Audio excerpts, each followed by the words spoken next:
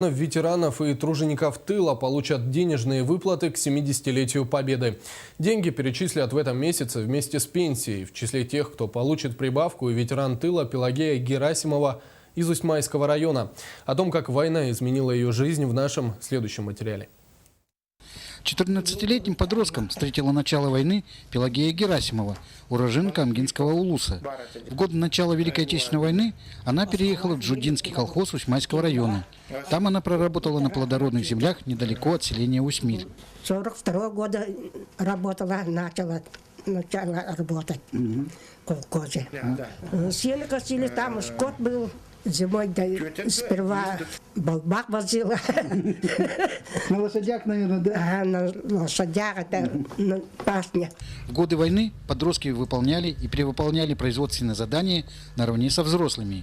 И среди них были лидеры. Пелагея среди своих сверстников Джудинского колхоза всегда была примером добросовестного выполнения заданий.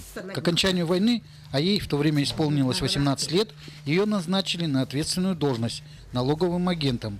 Ей было поручено собирать информацию со всех колхозов и поселений. По всем наслегам на лошади ездила. Дорог не было тогда. Да. Вот весна, речка разлитая. И приходилось иной раз ей переплавляться. За лошадь держалась и по этой весенней воде. Вот. Иногда за хвост, как она рассказывала.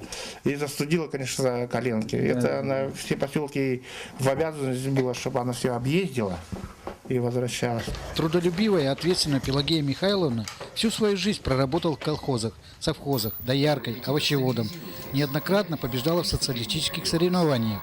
Своим ударным трудом, высокими производственными показателями завоевала она почетное право называться одним из самых лучших передовиков производства совхоза Усьмайский.